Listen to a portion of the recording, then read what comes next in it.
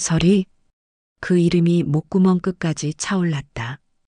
25년 전 3살배기 딸 윤설을 돌볼 때 내던 아이 울음소리와 똑같았다. 노바건설그룹 회장 노태경은 그 자리에서 얼어붙고 말았다. 그 전에 잠깐 시청 전 구독과 좋아요 버튼 한번 누르고 더 많은 이야기를 전해보세요. 여러분의 이야기를 전하고 싶으면 지금 어디에서 영상을 보고 계신지 댓글로 남겨주세요. 다음 이야기 속에 반영하겠습니다. 그럼 편안한 시청하시고 오늘도 행복한 하루 되세요. 노태경은 창밖을 바라보았습니다. 66년을 살아오면서 그는 많은 것을 이겼고 많은 것을 잃었습니다. 그러나 잃은 것들 중에서도 단 하나 채울 수 없는 빈자리가 있었습니다. 그것은 25년 전 사라진 딸 윤설이었습니다. 3살배기 아이가 어느 오후 유괴범의 손에 이끌려 사라진 뒤 그의 인생은 멈춰버렸습니다.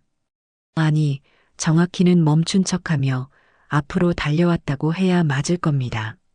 노바건설그룹이라는 거대한 제국을 일군 것도 수십 개의 계열사를 거느린 것도 모두 그 공허함을 메우기 위한 몸부림이었습니다.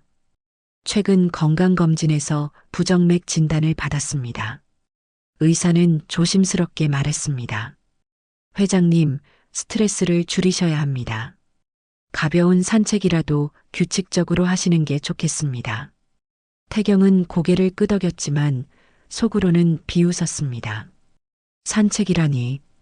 그에게 산책은 단순한 운동이 아니었습니다. 그것은 25년간 이어온 의식이었습니다. 딸을 찾기 위해 혹시나 하는 마음으로 같은 길을 걷고 또 걸었던 시간들이었습니다. 어느 늦봄 오후 태경은 익숙한 우림숲 공원을 걸었습니다. 이 공원은 딸이 사라진 곳에서 그리 멀지 않았습니다. 그는 매번 같은 경로를 따라 걸으며 나무 한 그루, 벤치 하나까지 외워버렸습니다. 그날도 평소처럼 천천히 걷고 있었는데 문득 앞쪽에서 유모차를 밀고 오는 여자가 눈에 들어왔습니다. 쌍둥이 유모차였습니다. 두 아이가 나란히 앉아 있었고 여자는 가끔 멈춰서서 아이들을 토닥였습니다. 태경은 그 모습을 무심히 보다가 여자가 벤치에 앉는 순간 숨이 멎었습니다. 햇살이 비스듬히 내리쬐는 가운데 여자의 목에 걸린 펜던트가 반짝였습니다. 초승달 모양이었습니다. 태경의 심장이 요동쳤습니다. 그 펜던트는 25년 전 그가 3살배기 윤설에게 걸어주었던 한 쌍의 목걸이 중 하나였습니다. 나머지 반쪽 별 모양 펜던트는 지금도 그의 금고 속 깊은 곳에 보관되어 있었습니다. 그는 본능적으로 나무 뒤로 몸을 숨겼습니다. 가슴이 두근거렸습니다. 혹시 착각이 아닐까? 25년 동안 수도 없이 비슷한 착각을 했습니다.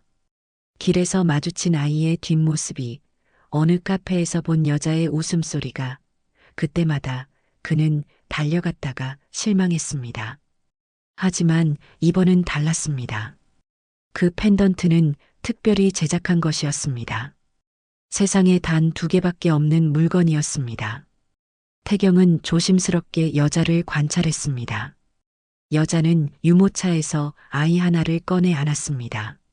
아이가 칭얼거리자 여자는 부드럽게 등을 토닥였습니다. 그 손길, 그 자세, 심지어 손가락 끝으로 아이의 팔을 꼬집듯 만지는 습관까지. 태경은 떨렸습니다. 그것은 어린 윤설이 가졌던 버릇이었습니다. 긴장하면 자기 손가락을 꼬집던 그 습관 말입니다. 설이. 그 이름이 목구멍 끝까지 올라왔습니다. 하지만 소리가 나오지 않았습니다. 만약 저 여자가 정말 윤설이라면 지금 갑자기 나타나 나는 내 아버지다라고 말하는 것이 옳을까요?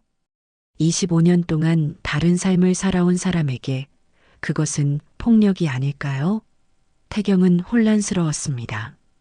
그는 수많은 협상 테이블에서 냉철함을 잃지 않았던 사람이었습니다. 하지만 지금 그는 떨리는 손을 주머니에 찔러 넣은 채 망설이고 있었습니다. 여자가 다시 유모차를 밀고 일어섰습니다. 태경은 그녀가 멀어지는 모습을 지켜보다가 문득 그녀가 쓰레기통 옆에 멈춰 서는 것을 보았습니다. 여자는 주머니에서 영수증 하나를 꺼내버렸습니다. 태경은 잠시 망설였습니다. 그러나 결국 주위를 살피며 쓰레기통으로 다가갔습니다. 손을 뻗어 영수증을 집어들었습니다. 거기에는 이름이 인쇄되어 있었습니다. 이아람. 태경은 그 이름을 수십 번 되뇌었습니다. 윤설. 아니, 이아람. 그는 영수증을 주머니에 넣고 다시 그 초승달 펜던트를 떠올렸습니다. 25년간 멈춰있던 시계의 초침이 바로 지금 딸을 향해 다시 움직이기 시작했습니다. 그는 벤치에 주저앉았습니다. 손이 떨렸습니다. 가슴속에서 무언가가 무너지고 있었습니다. 그것은 절망이 아니라 희망이었습니다. 너무 오래 억눌러 왔던 희망이 이제 통제할 수 없이 솟아오르고 있었습니다. 하지만 동시에 두려움도 밀려왔습니다. 만약 착각이라면? 만약 저 여자가 윤설이 아니라면? 그리고 설령 윤설이 맞다 하더라도 그녀가 자신을 거부한다면? 25년 동안 부재했던 아버지를 그녀가 받아들일 이유가 있을까요? 태경은 깊은 한숨을 내쉬었습니다. 그는 다시 일어나 천천히 공원을 빠져나왔습니다. 발걸음은 무겁지만 가슴속에는 25년 만에 처음으로 살아있는 무언가가 뛰고 있었습니다. 사무실로 돌아온 태경은 창가에 서서 밤하늘을 바라보았습니다. 초승달이 떠 있었습니다. 그는 금고를 열고 별 모양 펜던트를 꺼냈습니다. 손바닥 위에 올려놓고 한참을 들여다보았습니다. 25년 동안 이 펜던트는 그의 유일한 위안이었습니다. 딸이 살아있다는, 언젠가는 다시 만날 수 있다는 증거였습니다. 그리고 지금 그 반쪽을 찾았습니다. 아니, 찾았다고 확신할 수는 없지만 적어도 가능성을 발견했습니다. 태경은 펜던트를 다시 금고에 넣고 문을 닫았습니다. 그리고 책상 앞에 앉아 이아람이라는 이름을 종이에 적었습니다. 그 글씨를 보며 그는 생각했습니다. 만약 정말 윤설이라면 그녀는 어떤 삶을 살아왔을까? 누가 그녀를 키웠을까? 그녀는 행복했을까? 그리고 무엇보다 그녀는 자신을 용서할 수 있을까? 태경은 25년 만에 처음으로 자신이 용서받아야 할 사람임을 절실히 깨달았습니다. 이아람의 하루는 언제나 새벽 5시에 시작되었습니다. 알람이 울리기 전에 눈을 뜨는 것이 습관이 되어버린 지 오래였습니다. 조용히 침대에서 일어나 거실로 나왔습니다. 아직 잠든 쌍둥이의 방문을 살짝 열어 확인했습니다. 로준이와 로아가 나란히 누워 고른 숨을 쉬고 있었습니다. 하람은 문을 닫고 부엌으로 향했습니다. 커피를 내리는 동안 창밖을 바라보았습니다. 아직 어둠이 가시지 않은 새벽이었습니다. 이 시간이 하람에게는 가장 소중했습니다. 아이들이 깨어나기 전, 병원 일이 시작되기 전, 오롯이 자신만의 시간이었습니다. 하지만 오늘 아침은 왠지 마음이 무겁고 불안했습니다. 어제 공원에서 마주친 그 남자 때문이었습니다. 하람은 손을 들어 목에 걸린 초승달 펜던트를 만졌습니다. 이 펜던트는 그녀가 4살 때 양어머니 박분이에게서 받은 유일한 유품이었습니다. 하람아, 이건 내 친엄마가 너를 사랑했다는 증거야. 내가 버려진 게 아니라 잃어버린 아이였다는 걸 기억해. 분이는 그렇게 말하며 펜던트를 걸어주었습니다. 그때부터 하람은 이 펜던트를 한 번도 벗지 않았습니다. 그것은 그녀의 유일한 뿌리였고 동시에 정체성의 물음표였습니다. 어제 그 남자가 이 펜던트를 보던 눈빛을 떠올렸습니다. 놀람과 떨림, 그리고 무언가 확신하는 듯한 표정이었습니다. 하람의 가슴이 두근거렸습니다. 혹시 그 사람이 자신의 과거를 알고 있는 걸까요? 혹시 친부모와 관련된 사람일까요? 상상만으로도 어지러웠습니다. 25년 동안 그녀는 자신이 누구인지 알지 못한 채 살아왔습니다. 입양 기록에는 단지 유기 아동이라고만 적혀 있었습니다. 친부모가 누구인지, 왜 자신을 버렸는지 아무것도 알 수 없었습니다. 하람은 커피를 한 모금 마셨습니다. 쓴맛이 입안에 퍼졌습니다. 그녀는 스스로에게 다짐했습니다. 괜한 기대는 하지 말자. 그런 일은 드라마에서나 일어나는 거야. 하지만 마음 한구석에서는 작은 희망이 싹트고 있었습니다. 만약 정말로 친부모를 찾을 수 있다면, 만약 자신이 버려진 게 아니라 정말로 잃어버린 아이였다면, 그 생각만으로도 가슴이 벅찼습니다. 오전 9시 초인종이 울렸습니다. 양어머니 박분이가 도착한 것입니다. 하람은 병원 근무가 있는 날이면 언제나 분이에게 아이들을 부탁했습니다. 분이는 71살의 나이에도 불구하고 여전히 정정했습니다. 전직 초등학교 교사였던 그녀는 아이들을 돌보는데 누구보다 능숙했습니다. 엄마 오셨어요. 하람이 문을 열자 분이가 웃으며 들어왔습니다. 하람아, 잘 잤니? 요즘 얼굴이 피곤해 보이는구나. 분이는 딸의 얼굴을 살폈습니다. 하람은 괜찮다고 고개를 저었지만 분이의 눈을 속일 수는 없었습니다. 무슨 일 있어? 왜 그렇게 멍하니 있어? 분이가 물었습니다. 하람은 잠시 망설였습니다. 말해야 할까요? 하지만 결국 입을 열었습니다. 엄마, 사실 어제 공원에서 이상한 일이 있었어요. 분이의 표정이 조금 굳어졌습니다. 어떤 일인데? 하람은 천천히 설명했습니다. 공원에서 만난 남자, 그가 자신의 펜던트를 보던 눈빛, 그리고 그 후 계속 신경 쓰이는 기분에 대해 말했습니다. 분이는 한동안 아무 말도 하지 못했습니다. 그녀의 머릿속에 오래된 기억이 떠올랐습니다. 25년 전 하람을 입양하던 그날, 입양 담당자가 조심스럽게 말했던 것이 기억났습니다. 이 아이는 유기 아동으로 등록되어 있지만 유괴 피해자일 가능성도 배제할 수 없습니다.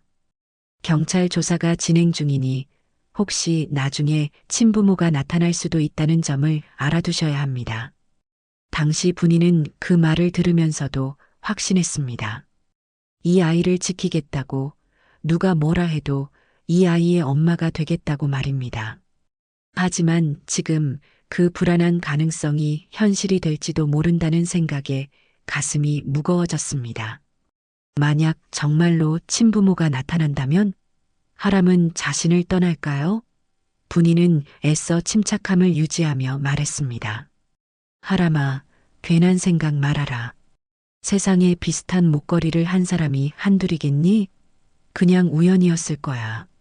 하람은 고개를 끄덕였지만 완전히 납득하는 표정은 아니었습니다. 분이는 딸의 손을 잡았습니다. 하람아, 우리는 가족이야.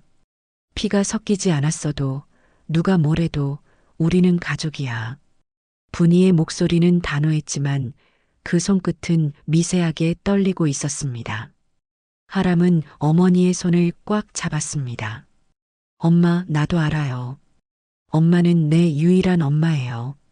하지만 그 말을 하면서도 하람의 마음속에는 작은 의문이 계속 맴돌았습니다. 분이는 하람이 병원으로 떠난 후 거실 소파에 앉아 깊은 한숨을 내쉬었습니다. 쌍둥이들이 방에서 나와 할머니에게 달려왔습니다. 할머니, 배고파요. 로준이가 말했습니다. 분이는 웃으며 아이들을 안았습니다. 하지만 그 웃음 뒤에는 깊은 불안이 자리 잡고 있었습니다.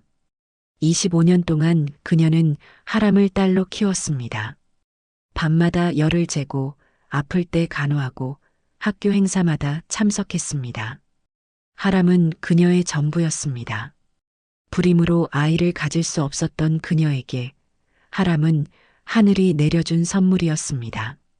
하지만 이제 그 선물을 빼앗길지도 모른다는 두려움이 엄습했습니다. 분이는 아이들에게 아침을 준비해 주면서도 계속해서 어제 하람이 한 말을 되새겼습니다. 공원에서 어떤 남자가 내 목걸이를 보고 묘하게 떨리던데요. 분이는 그 남자가 누구일지 짐작이 갔습니다. 혹시 하람의 친부일까요? 25년 만에 나타난 것일까요? 분이는 부엌 창가에 서서 밖을 바라보았습니다. 햇살이 따스하게 내리쬐고 있었습니다. 하지만 그녀의 마음은 어두웠습니다. 만약 친부모가 정말로 나타난다면 자신은 어떻게 해야 할까요? 하람을 지켜야 할까요? 아니면 보내줘야 할까요? 분이는 알 수 없었습니다. 단 하나 확실한 것은 하람이 행복해야 한다는 것뿐이었습니다. 그것이 엄마로서의 유일한 바람이었습니다. 오후가 되자 하람에게서 문자가 왔습니다. 엄마, 오늘 야근이에요. 늦게 들어갈게요. 분이는 답장을 보냈습니다. 그래, 조심해서 와. 아이들은 걱정 말고. 하지만 문자를 보내고 나서도 불안은 가시지 않았습니다. 분이는 소파에 앉아 옛날 사진첩을 꺼냈습니다. 하람이 처음 집에 왔던 날의 사진이었습니다. 4살배기 하람은 낯선 환경에 겁을 먹은 듯 작게 웅크리고 있었습니다. 분이는 그날을 또렷이 기억했습니다. 하람을 처음 안았을 때의 따스함, 그 작은 손이 자신의 옷깃을 꽉 잡았던 순간을 말입니다. 하람아, 엄마가 지켜줄게. 누가 와도 엄마가 너를 지켜줄게. 분이는 사진을 쓰다듬으며 속삭였습니다. 하지만 동시에 그녀는 알고 있었습니다. 진정으로 하람을 사랑한다면 때로는 놓아줄 줄도 알아야 한다는 것을 말입니다. 그것이 진짜 엄마의 사랑이라는 것을 말입니다. 노태경은 사흘밤을 거의 잠들지 못했습니다. 침대에 누워 천장을 바라보며 같은 생각을 수없이 되풀이했습니다. 저 여자가 정말 윤설일까? 초승달 펜던트가 우연의 일치일 가능성은 얼마나 될까? 그는 평생 숫자와 확률로 판단하며 살아온 사람이었습니다. 하지만 이번만큼은 확률이 아니라 확신이 필요했습니다. 그래서 결국 그는 20년간 자신의 그림자처럼 곁을 지켜온 비서실장 최세린을 불렀습니다. 세린은 48세의 냉철한 여성이었습니다. 감정을 드러내는 법이 없었고 어떤 상황에서도 흔들리지 않았습니다.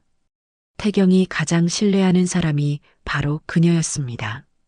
월요일 아침 태경은 세린을 집무실로 불렀습니다. 문이 닫히자 태경은 조심스럽게 입을 열었습니다. 세린 실장, 자네에게 부탁할 일이 있네. 아주 조심스럽게 처리해야 하는 일이야. 세린은 고개를 끄덕였습니다. 20년 동안 함께 일하며 그녀는 태경의 모든 면을 보아왔습니다. 냉정한 경영인의 모습도 때로는 인간적인 약함을 보이는 순간도 말입니다. 하지만 오늘 태경의 목소리에는 전에 없던 떨림이 있었습니다. 이아람이라는 여자를 조사해줘. 출생 기록, 입양 여부, 그리고 태경은 잠시 말을 멈췄습니다. DNA 확인 절차를 준비해줘. 합법적인 방법으로만. 세린은 놀라움을 감추지 못했습니다. DNA 검사라니. 그녀는 즉시 상황을 파악했습니다. 회장님의 실종된 따님과 관련된 일이라는 것을 말입니다. 세린은 조심스럽게 물었습니다. 회장님, 혹시 따님을 찾으신 겁니까? 태경은 대답 대신 창밖을 바라보았습니다. 아직 확신할 수 없네. 하지만 가능성은 있어. 그래서 확인이 필요해. 세린은 즉시 움직였습니다. 그녀는 합법적인 경로를 통해 입양기관의 기록을 확보했습니다. 개인정보보호법 때문에 쉽지 않았지만 변호사들을 동원하고 법원 허가를 받아 마침내 자료를 손에 넣었습니다. 그리고 사흘 후 세리는 태경의 집무실 문을 두드렸습니다. 손에는 두꺼운 파일이 들려 있었습니다. 회장님, 확인했습니다. 세린의 목소리는 평소처럼 차분했지만 그 안에는 미묘한 긴장이 깃들어 있었습니다. 태경은 책상 앞에 앉아 파일을 받아들었습니다. 손이 떨렸습니다. 말해보게. 세린은 천천히 설명하기 시작했습니다. 이아람 씨, 본명은 윤설입니다. 1999년 5월 23일 실종 기록이 남아 있습니다. 당시 3살이었고 유괴 사건으로 분류되어 수사가 진행되었으나 종결되지 못했습니다. 태경의 손에서 커피잔이 떨어졌습니다. 도자기가 바닥에 부딪혀 산산조각 났습니다. 하지만 태경은 그것조차 의식하지 못했습니다. 그는 파일을 펼쳤습니다. 거기에는 어린 윤설의 사진이 붙어 있었습니다. 3살배기 아이의 맑은 눈동자가 자신을 바라보고 있었습니다. 태경의 눈에서 눈물이 흘러내렸습니다. 설이, 내 딸. 세리는 조용히 태경이 감정을 추스를 시간을 주었습니다. 잠시 후 태경은 떨리는 목소리로 물었습니다. DNA 검사는? 세린이 대답했습니다. 합법적인 절차를 밟고 있습니다. 이아람 씨의 동의 없이는 불가능하므로 우선 공개된 자료를 통해 간접적으로 확인하는 방법을 찾고 있습니다. 하지만 회장님께서 직접 그분을 만나 설명하시고 동의를 구하시는 것이 가장 확실한 방법입니다. 태경은 고개를 저었습니다. 아직은 아니야. 너무 갑작스러우면 그 아이가 놀랄 거야. 25년 동안 다른 삶을 살아온 사람에게 갑자기 나타나 친아버지라고 말하는 건 그는 말을 잇지 못했습니다. 세리는 조심스럽게 제안했습니다. 그렇다면 병원의 협조를 요청해 보겠습니다. 이아람 씨가 근무하는 재활병동의 정기 건강검진 자료를 통해 간접적으로 확인할 수 있을 것입니다. 며칠이 흘렀습니다. 태경은 매일 집무실에서 세린의 연락을 기다렸습니다. 회의에 참석해도 집중할 수 없었고 서류를 검토해도 글자가 눈에 들어오지 않았습니다. 그의 머릿속은 오직 한 가지 생각뿐이었습니다. 만약 정말 윤설이라면 자신은 어떻게 해야 할까? 어떤 말로 25년의 부재를 설명할 수 있을까? 마침내 결과가 나왔습니다. 금요일 오후 세린이 봉인된 봉투를 들고 들어왔습니다. 회장님, DNA 검사 결과입니다. 태경은 봉투를 받아들었습니다. 손이 너무 떨려서 제대로 뜯을 수가 없었습니다. 세린이 조심스럽게 도화 봉투를 열었습니다. 태경은 서류를 꺼내 첫 줄을 읽었습니다. 부자관계 일치율 99.97%. 태경은 서류를 쥔 채 그 자리에 주저앉았습니다. 25년 동안 쌓아온 모든 것이 한순간에 무너지는 듯한 느낌이었습니다. 아니, 무너지는 것이 아니라 채워지는 것이었습니다. 그토록 오랫동안 비어있던 가슴속 구멍이 드디어 메워지기 시작한 것입니다. 세리는 조용히 물 한 잔을 건넸습니다. 회장님, 이제 어떻게 하시겠습니까? 태경은 한참 동안 대답하지 못했습니다. 그는 금고를 열었습니다. 25년 동안 단 한 번도 꺼내지 않았던 그 별 모양 펜던트를 꺼냈습니다. 손바닥 위에 올려놓고 한참을 바라보았습니다. 펜던트는 세월의 흔적도 없이 여전히 반짝이고 있었습니다. 세린, 만남을 주선해줘. 하지만 조심스럽게. 그 아이가 준비할 시간을 줘야 해. 다음 날 오후 태경은 다시 우림숲 공원을 찾았습니다. 세린이 하람에게 연락을 취해 우연을 가장한 만남을 주선했습니다. 태경은 벤치에 앉아 하람이 오기를 기다렸습니다. 가슴이 두근거렸습니다. 손에는 별 모양 펜던트가 담긴 작은 상자가 들려 있었습니다. 하람이 나타났습니다. 쌍둥이 유모차를 밀고 천천히 걸어오는 모습이 보였습니다. 태경은 숨을 깊이 들이마셨습니다. 하람이 벤치 앞에 멈춰 섰습니다.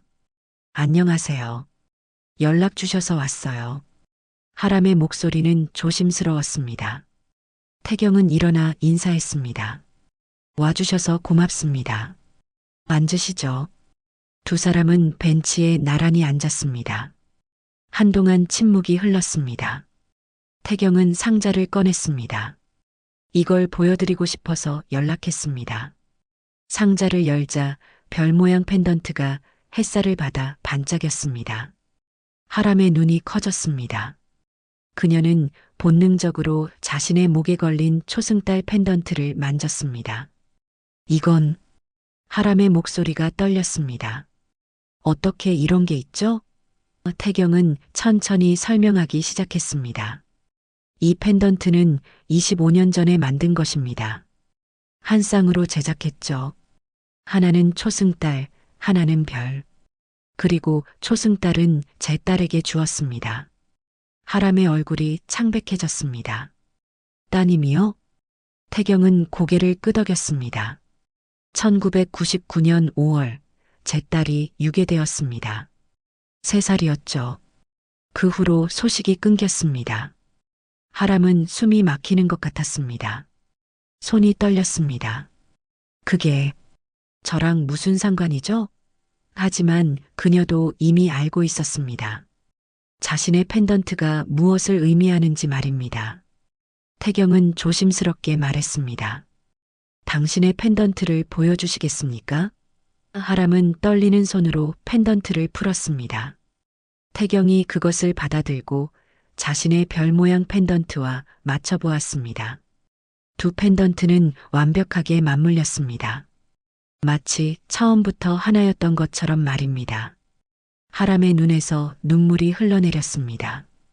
이게 무슨 뜻이죠? 제가 당신의 딸이라는 건가요? 태경은 대답 대신 고개를 숙였습니다. 그는 말하고 싶었습니다. 하지만 동시에 두려웠습니다. 만약 지금 모든 것을 말한다면 하람의 삶이 송두리째 흔들릴 것이기 때문입니다. 아직 확신할 수 없습니다. 하지만 가능성은 있습니다. 하람은 펜던트를 도로받아 손에 꽉 쥐었습니다. 머릿속이 복잡했습니다. 25년 동안 자신은 버려진 아이라고 생각했습니다. 친부모가 자신을 원하지 않았다고, 그래서 입양되었다고 믿었습니다. 하지만 지금 눈앞에 이 남자는 자신이 유괴된 아이였을 수도 있다고 말하고 있었습니다. 버려진 게 아니라 잃어버린 아이였다고 말입니다. 저는 하람이 떨리는 목소리로 말했습니다. 저는 생각할 시간이 필요해요. 이게 무슨 일인지, 제가 누구인지, 모든 게 너무 혼란스러워요. 태경은 고개를 끄덕였습니다. 물론입니다. 천천히 생각하세요. 제가 드릴 수 있는 건 시간과 진실뿐입니다. 하람은 명함을 꺼내 건넸습니다. 혹시 제 과거에 대해 더 아시는 게 있다면 제가 준비됐을 때 말씀해 주세요. 지금은 아니에요. 태경은 명함을 받아들었습니다. 그리고 하람이 유모차를 밀고 떠나는 모습을 지켜보았습니다. 그녀의 뒷모습이 점점 작아졌습니다. 태경은 벤치에 앉은 채 한참을 그렇게 있었습니다. 확신을 얻었지만 동시에 새로운 두려움이 생겼습니다. 딸의 인생을 흔들 권리가 자신에게 있을까? 25년 동안 부재했던 아버지가 이제 와서 나타나 모든 것을 바꿀 자격이 있을까? 태경은 명함을 주머니에 넣고 천천히 일어났습니다. 그리고 공원을 빠져나오며 생각했습니다. 제가 준비됐을 때 하람의 그 말이 계속 귓가에 맴돌았습니다. 그것은 딸이 자신에게 준 유일한 조건이었습니다. 태경은 그 조건을 지킬 것입니다. 설령 그것이 평생이 걸린다 해도 말입니다. 노태경은 집무실 책상 앞에 앉아 백지를 응시했습니다. 만년필을 들었다가 다시 내려놓기를 수십 번 반복했습니다. 무엇을 어떻게 써야 할지 알 수 없었습니다. 25년의 공백을, 부재의 시간을 어떤 언어로 설명할 수 있을까요? 그는 평생 계약서와 보고서를 다루며 살아왔습니다. 숫자와 논리로 모든 것을 설명할 수 있다고 믿었습니다. 하지만 지금 그 앞에 놓인 백지는 그 어떤 난제보다 어려웠습니다. 첫 번째 편지를 썼습니다. 친애하는 윤설에게. 나는 당신의 아버지입니다.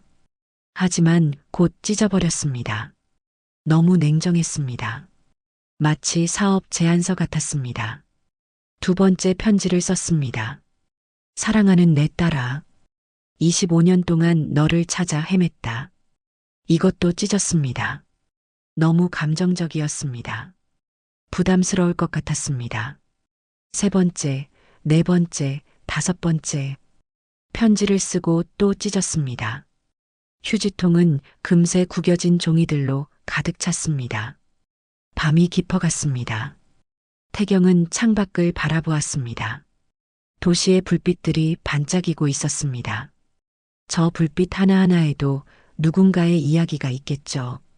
사랑하는 사람을 기다리는 이야기, 잃어버린 것을 그리워하는 이야기. 태경은 다시 펜을 들었습니다. 이번에는 기교를 부리지 않기로 했습니다. 가장 솔직한 언어로 가장 진실한 마음을 담기로 했습니다. 하람에게. 태경은 이름을 적었습니다. 윤설이 아니라 하람. 그것이 그녀가 선택한 이름이었고 그녀가 살아온 정체성이었습니다. 나는 25년 전 당신을 잃었습니다. 그날 이후 나는 매일 죽는 연습을 했습니다. 아침에 눈을 뜨면 당신이 없다는 사실이 다시 가슴을 짓눌렀습니다. 회사를 키우고 사업을 확장하고 성공했다는 말을 들었지만 그 모든 것이 의미 없었습니다. 당신이 없는 세상에서 나는 그저 살아있는 척하는 사람이었습니다.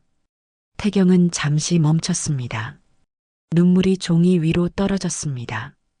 그는 손등으로 눈물을 닦고 계속 썼습니다. 하지만 당신이 살아있다는 확신이 들자 비로소 살고 싶어졌습니다. 25년 만에 처음으로 내일이 기다려졌습니다. 당신을 만날 수 있다는 것, 당신의 목소리를 들을 수 있다는 것만으로도 충분했습니다. 나는 당신에게 아버지가 될 자격이 없다는 것을 압니다. 25년 동안 부재했던 사람이 이제 와서 가족이라고 말할 권리가 없다는 것도 압니다. 편지는 계속 이어졌습니다. 하지만 알아주었으면 합니다.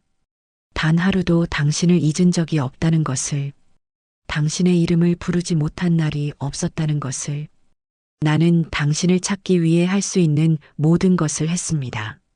사설 탐정을 고용했고, 경찰과 협력했고, 전국의 입양기관을 뒤졌습니다.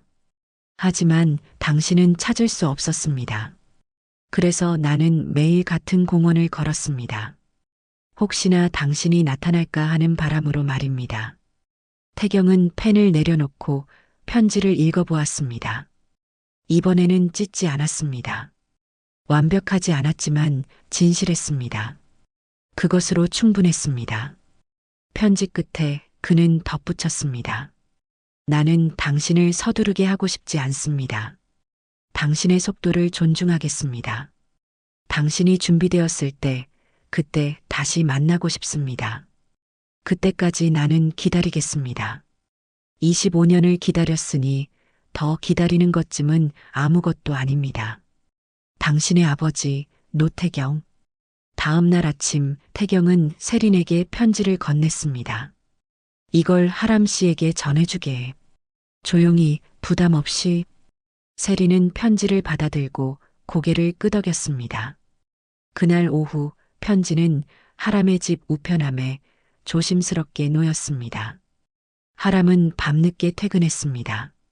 쌍둥이들은 이미 잠들어 있었고 양어머니 분이는 거실 소파에서 졸고 있었습니다. 하람은 조용히 어머니를 깨웠습니다. 엄마, 들어가서 주무세요. 분이는 눈을 비비며 일어났습니다. 하람아, 밥은 먹었니? 네, 엄마. 걱정 마세요. 분이는 딸의 얼굴을 살폈습니다. 며칠 사이 더 여위어 보였습니다. 하람아, 무슨 일 있으면 엄마한테 말해야 한다. 알아요, 엄마. 이제 가세요. 분이가 떠난 후 하람은 우편함을 확인했습니다. 청구서 몇 장과 함께 하얀 봉투 하나가 있었습니다. 발신인 이름이 적혀 있었습니다. 노태경. 하람의 가슴이 뛰었습니다. 그녀는 봉투를 들고 거실로 돌아왔습니다. 한참을 그 봉투를 바라보다가 조심스럽게 뜯었습니다. 편지를 읽기 시작했습니다. 첫 문장부터 눈물이 흘러내렸습니다. 나는 25년 전 당신을 잃었습니다. 그날 이후 나는 매일 죽는 연습을 했습니다. 하람은 소파에 주저앉았습니다. 손이 떨렸습니다. 편지를 읽으면서 그녀는 처음으로 깨달았습니다. 자신이 버려진 것이 아니라 잃어버린 아이였다는 것을 말입니다. 누군가 자신을 찾고 있었다는 것을, 25년 동안 기다리고 있었다는 것을 말입니다. 단 하루도 당신을 잊은 적이 없다는 것을, 당신의 이름을 부르지 못한 날이 없었다는 것을. 하람은 편지를 가슴에 안았습니다. 25년 동안 품어온 의문들이, 상처들이, 외로움이 이 편지 한 장으로 조금씩 녹아내렸습니다. 그녀는 울었습니다. 소리내어 울지는 못했습니다. 아이들이 깰까봐 입을 막고 조용히 울었습니다. 편지를 다 읽고 나서 하람은 목에 걸린 초승달 펜던트를 만졌습니다. 25년 동안 이것이 무엇을 의미하는지 몰랐습니다. 단지 어머니가 말한 대로 친엄마가 자신을 사랑했다는 증거라고만 생각했습니다. 하지만 이제 알았습니다. 이것은 사랑의 증거였을 뿐 아니라 언젠가 다시 만날 것이라는 약속이었습니다. 초승달과 별이 다시 만나는 날의 약속 말입니다. 그날 밤 하람은 잠들 수 없었습니다. 새벽까지 천장을 바라보며 생각했습니다. 자신은 누구일까? 윤설일까? 이하람일까? 둘 다일까? 아니면 둘 다 아닐까? 머릿속이 복잡했습니다.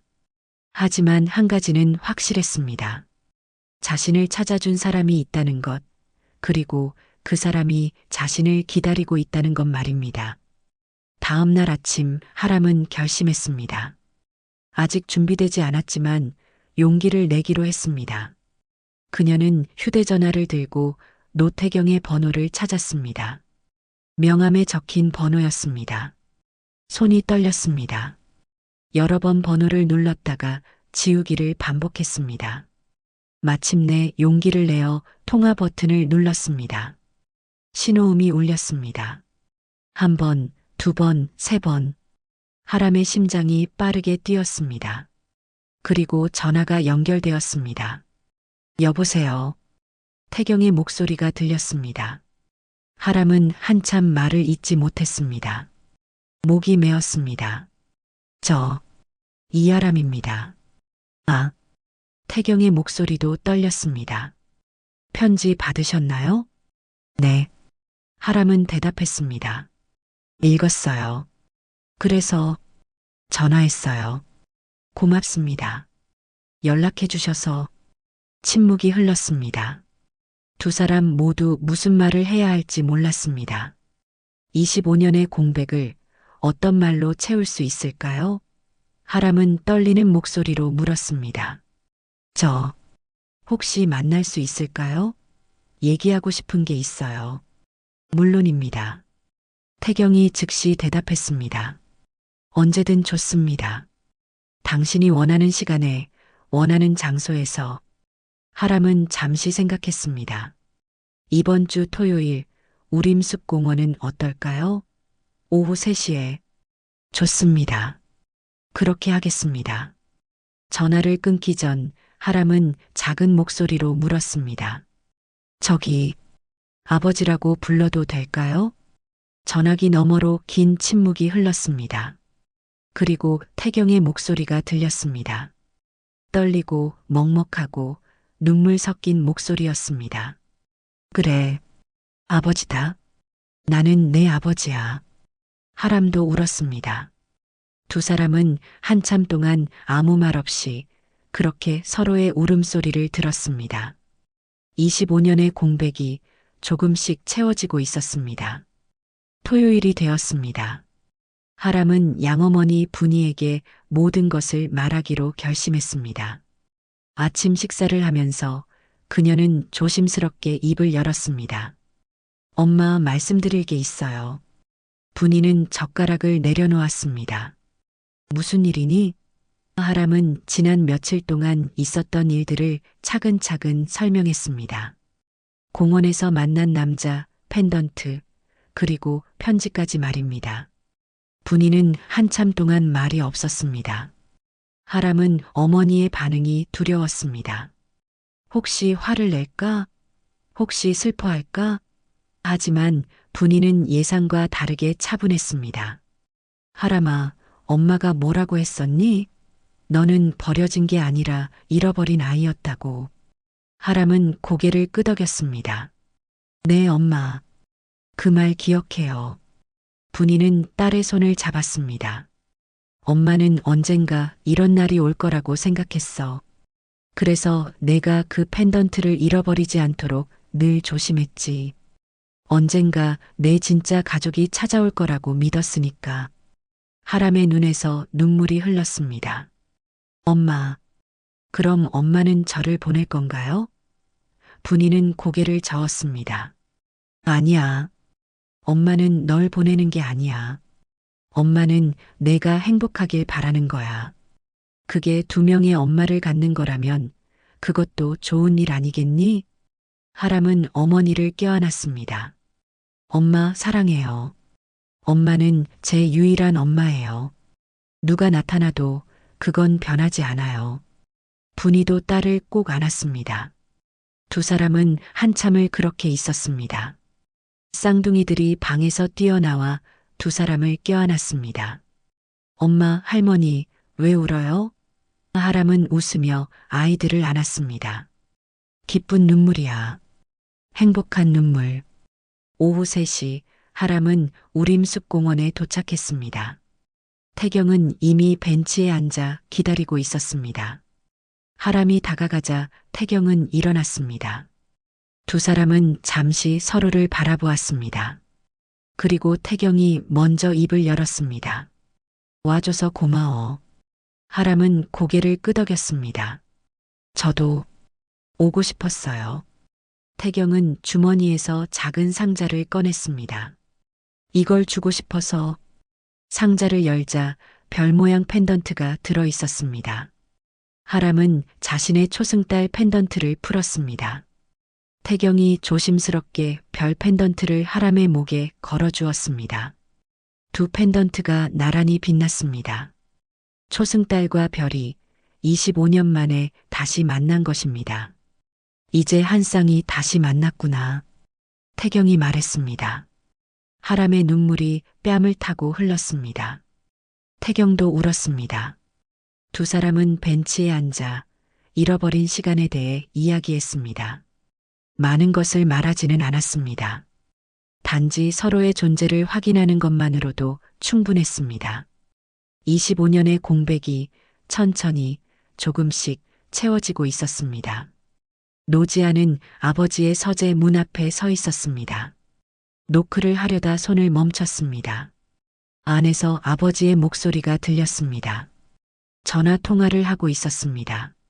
그래, 토요일에 만나자. 3시에 공원에서. 목소리가 달랐습니다. 평소 회의 때 듣던 차갑고 날카로운 목소리가 아니었습니다.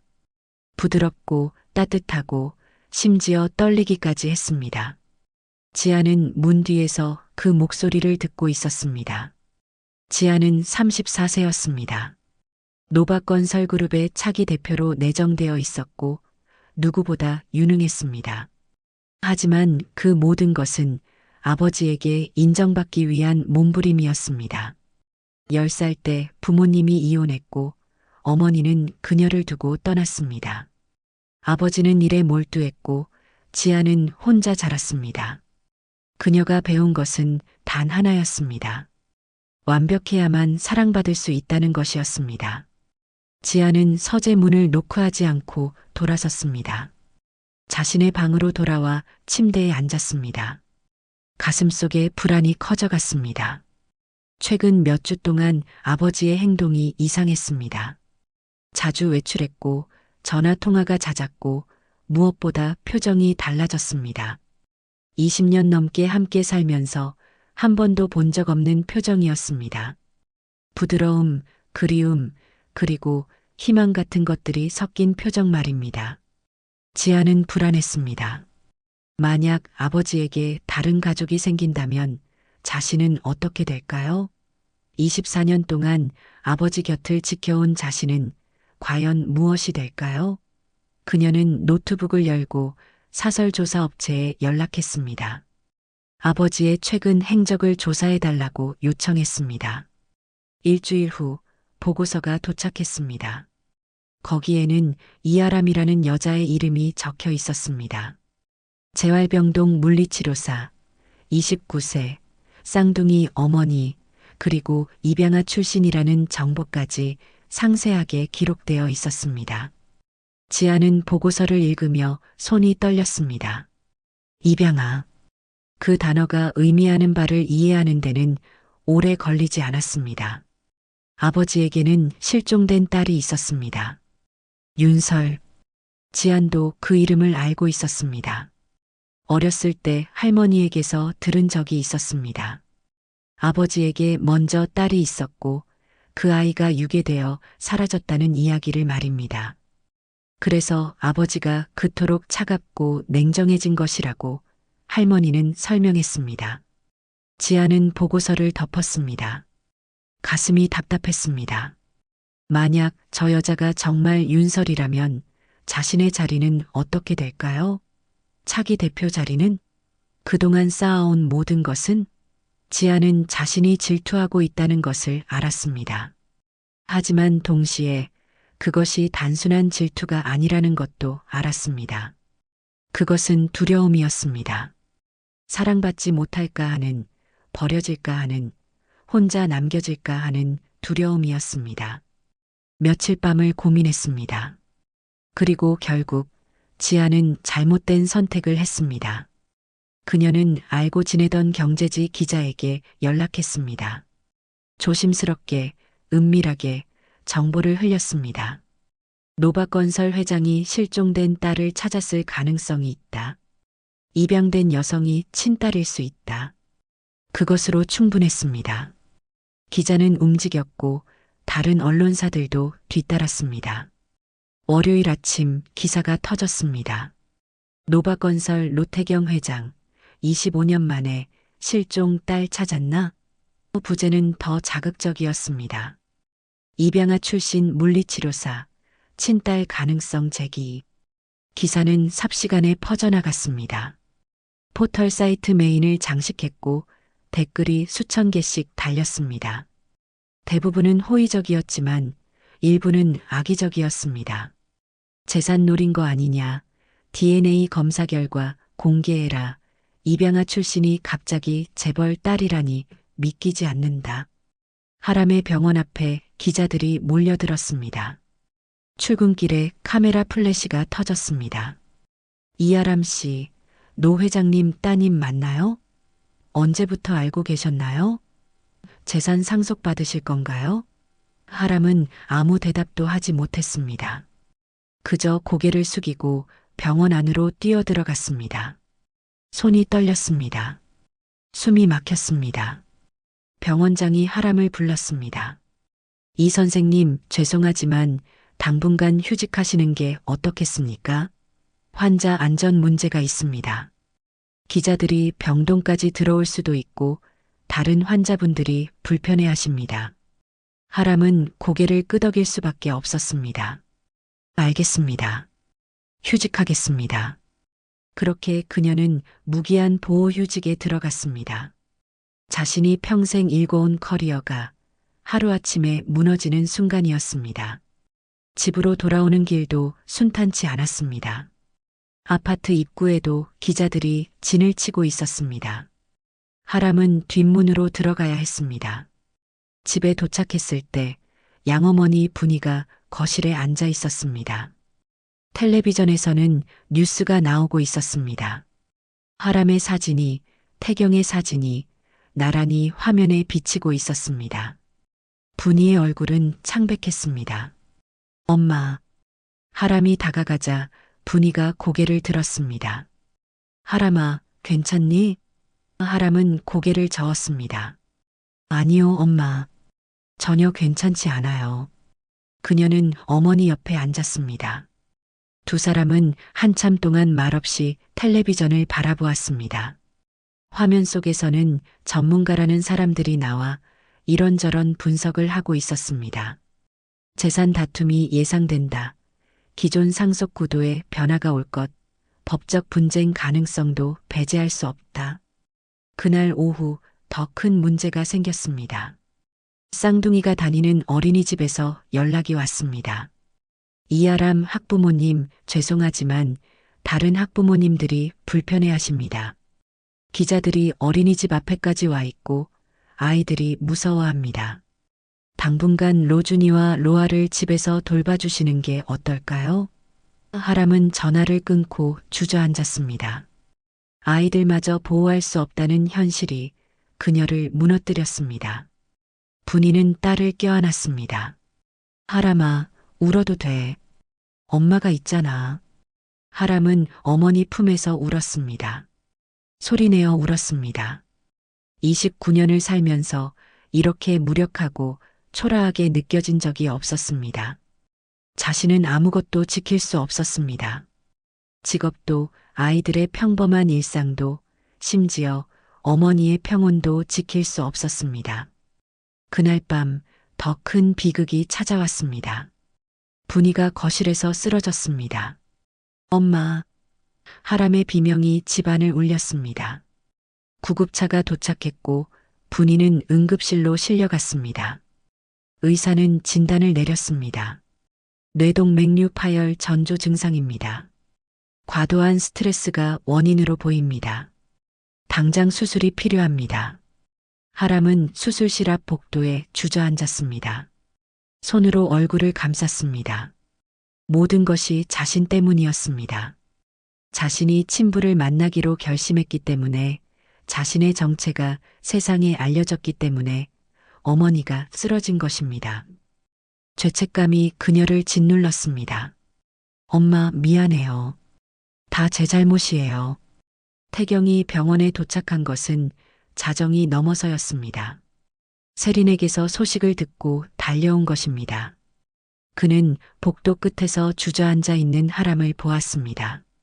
다가가고 싶었지만 발이 떨어지지 않았습니다.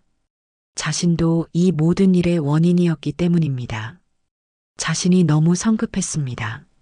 하람의 준비를 제대로 확인하지 않았고 세상의 시선을 막지 못했습니다. 태경은 벽에 기대서서 머리를 감쌌습니다.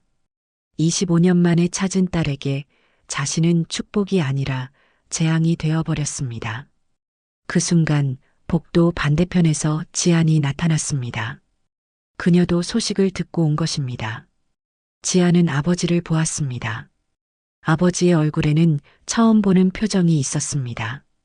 절망, 후회, 그리고 깊은 슬픔이었습니다.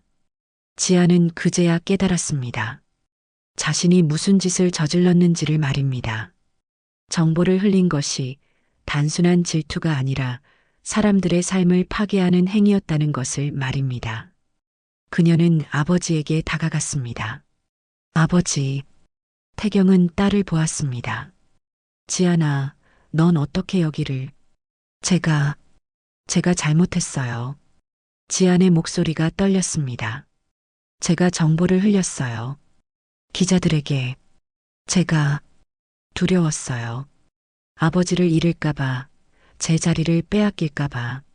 하지만 제가 틀렸어요. 완전히 틀렸어요. 태경은 한참 동안 딸을 바라보았습니다. 화가 났습니다. 하지만 동시에 딸의 두려움을 이해했습니다. 자신이 제대로 사랑해주지 못했기 때문에 딸이 이렇게 불안해진 것이니까요. 지안아. 태경의 목소리는 낮았습니다. 내가 한 일은 용서받기 어려운 일이야.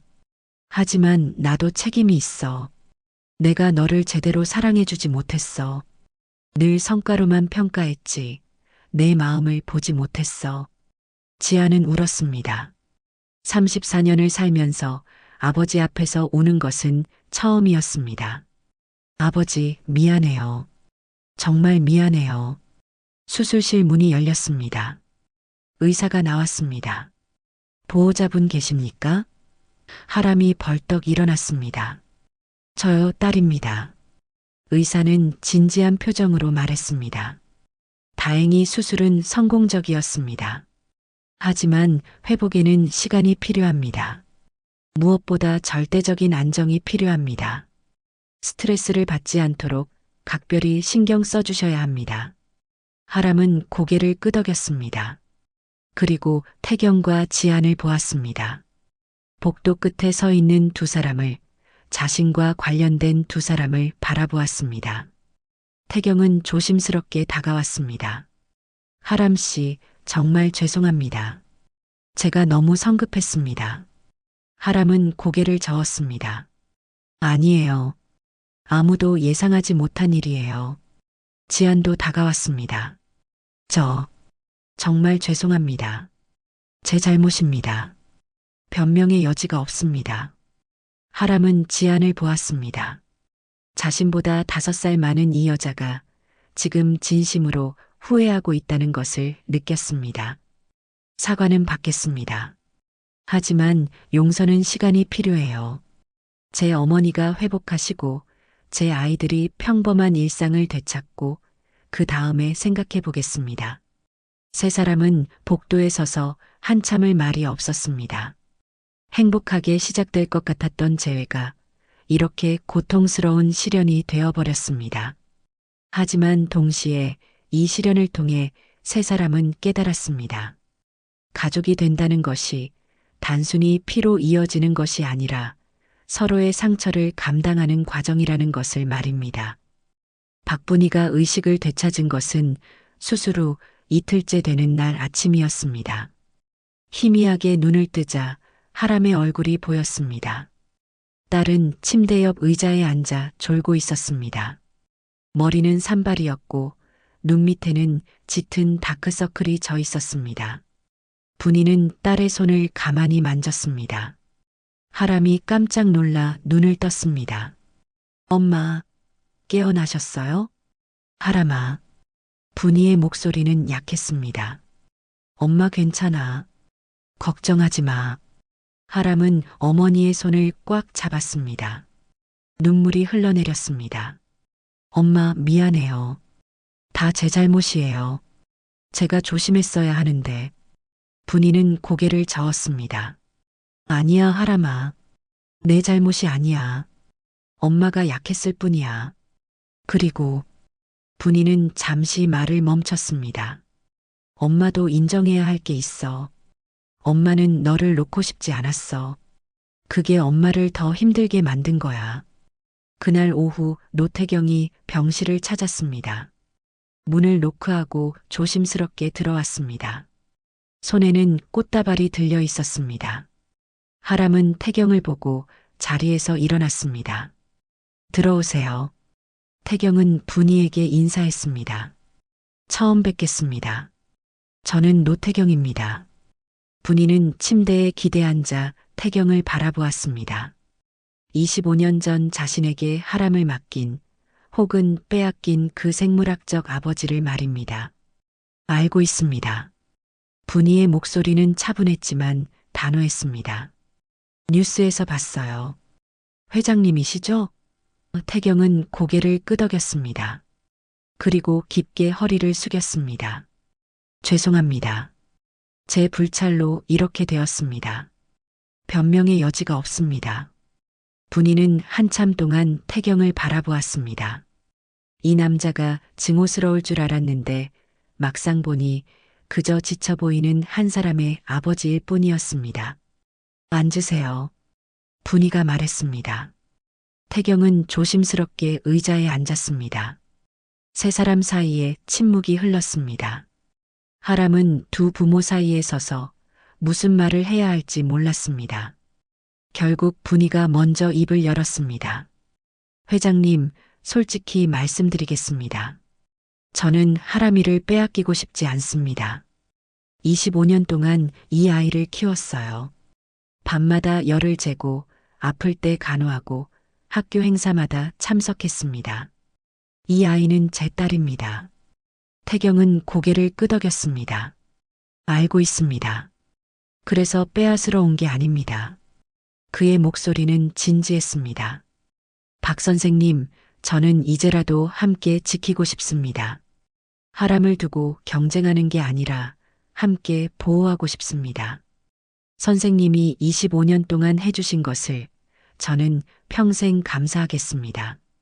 제가 할 수 없었던 것을 선생님이 해주셨으니까요. 분이의 눈에서 눈물이 흘렀습니다. 25년 동안 언젠가 진짜 부모가 나타나 하람을 데려가지 않을까 두려워했습니다. 하지만 지금 눈앞에 이 남자는 빼앗으러 온 것이 아니라 함께하자고 말하고 있었습니다. 정말 그렇게 생각하시는 건가요? 태경은 고개를 끄덕였습니다. 네, 저는 아버지 자격이 없습니다. 하지만 선생님과 함께라면 조금이라도 그 자격에 가까워질 수 있을 것 같습니다. 하람은 두 사람을 번갈아 보았습니다. 가슴이 벅찼습니다. 자신을 두고 싸울 줄 알았던 두 부모가 함께하겠다고 말하고 있었습니다. 엄마, 아버지. 하람의 목소리가 떨렸습니다. 고맙습니다. 두 분 모두에게 고맙습니다. 분이는 딸의 손을 잡았습니다. 하람아, 엄마는 내가 행복했으면 좋겠어. 두 명의 부모를 갖는 게 너를 행복하게 만든다면 엄마는 기쁘게 받아들일게. 그날부터 태경과 분이는 동맹이 되었습니다. 두 사람은 하람 보호 원칙을 함께 만들었습니다. 먼저 공개 행보를 최소화하기로 했습니다. 언론의 관심이 식을 때까지 하람은 조용히 지내기로 했습니다. 둘째로 언론 대응을 일원화했습니다. 노박건설 홍보팀에서 모든 질문을 받아 간결하게 답변하기로 했습니다. 셋째로 하람의 직업 복귀를 우선으로 했습니다. 병원과 협의하여 언론 통제가 가능해지는 대로 복귀할 수 있도록 준비했습니다. 하지만 가장 중요한 원칙은 네 번째였습니다. 승계와 관련된 언급을 일체 금지하는 것이었습니다. 태경은 이사회를 소집했습니다. 월요일 아침 노박건설 본사 회의실에 임원들이 모였습니다. 모두가 긴장한 표정이었습니다. 최근 언론에 오르내린 일들 때문에 회사 내부도 술렁이고 있었습니다. 실종된 딸이 돌아왔다는 소식에 많은 사람이 경영권 승계 구도가 바뀔 것이라고 예상했습니다. 태경은 단상에 섰습니다. 오늘 여러분을 모신 이유는 명확히 하기 위해서입니다. 경영 승계는 변함없습니다. 노지한 전무가 차기 대표입니다. 이 결정에는 어떠한 변화도 없을 것입니다. 회의실이 술렁였습니다. 모두가 놀란 표정이었습니다. 한 임원이 조심스럽게 물었습니다.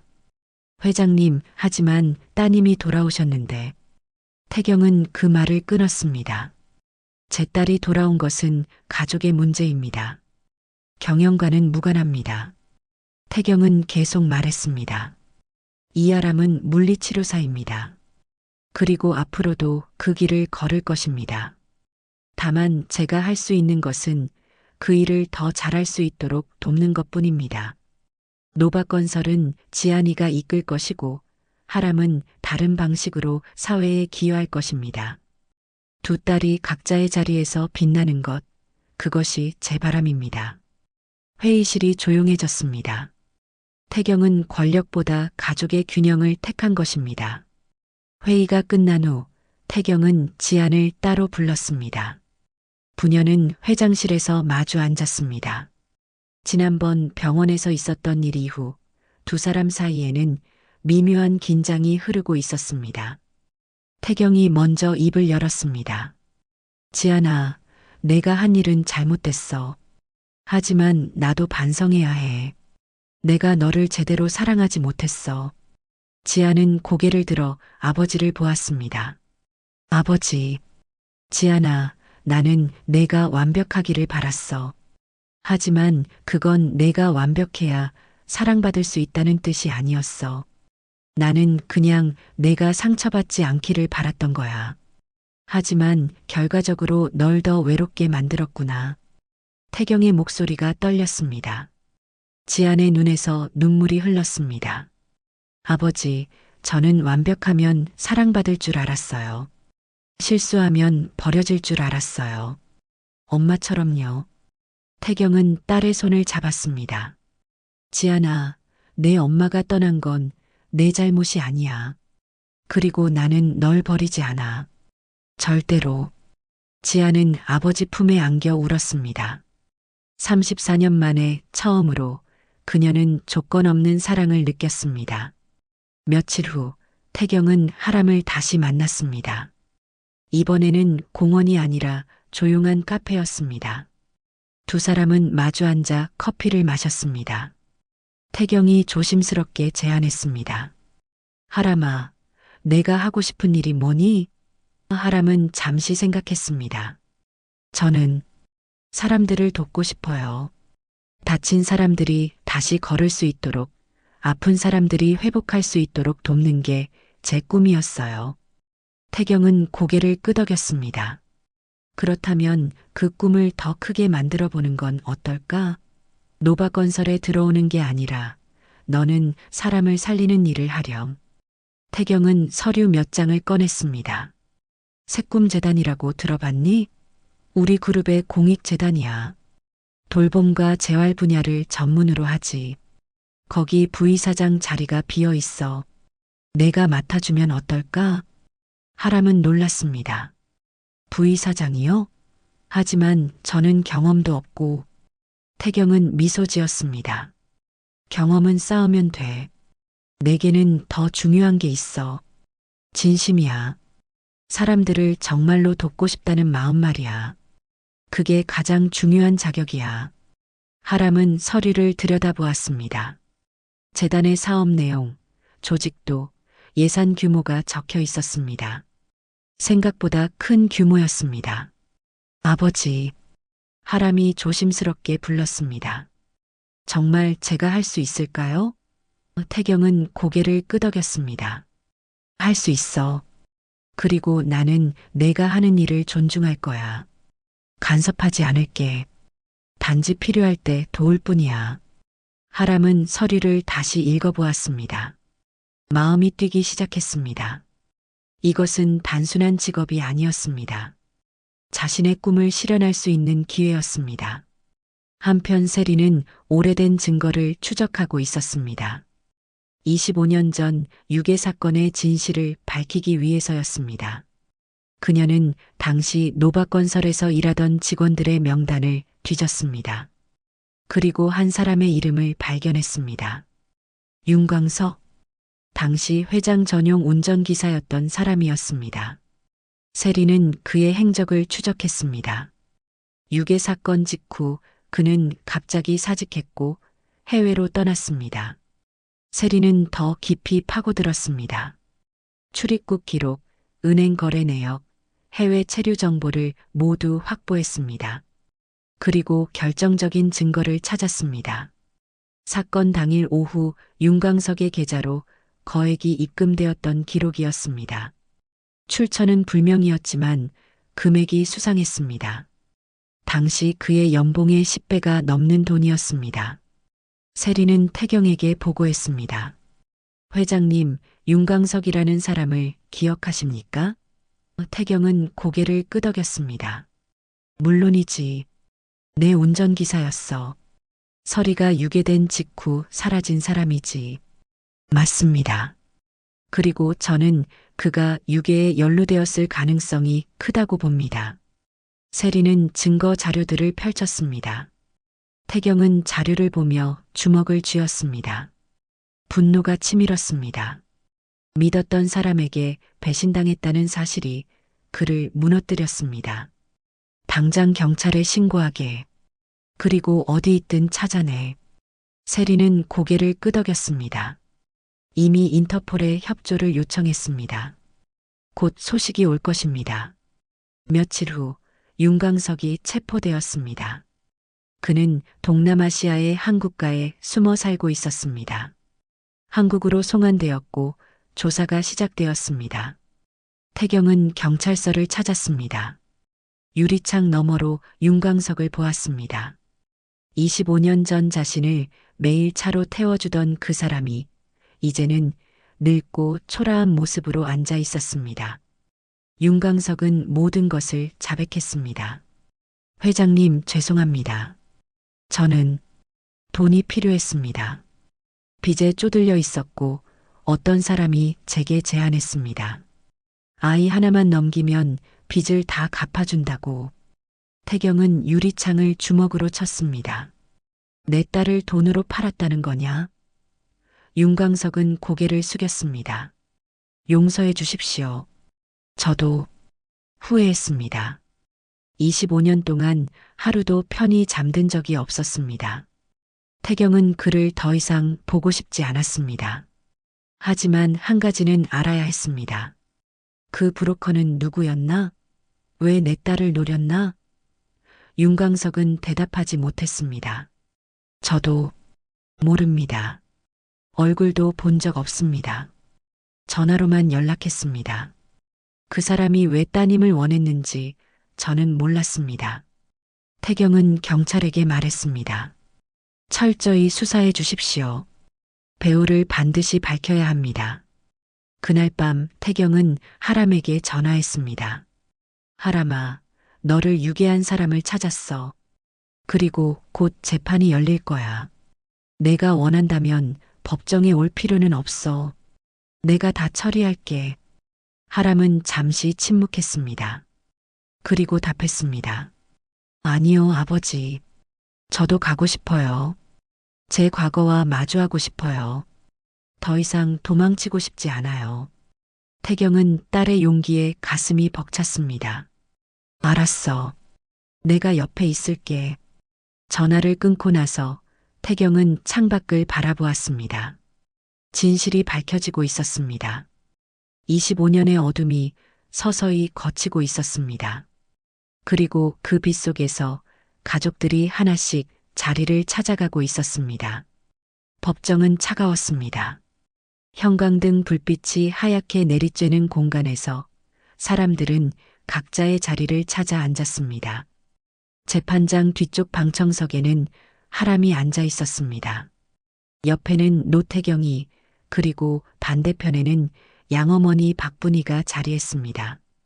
분희는 아직 완전히 회복되지 않았지만 딸을 혼자 보낼 수 없어 지팡이를 짚고 함께 왔습니다. 노지안도 뒤편에 조용히 앉아 있었습니다. 윤광석이 입장했습니다. 62세가 된 그의 얼굴은 세월의 무게로 깊이 파여 있었습니다. 수갑을 찬 손이 떨렸습니다.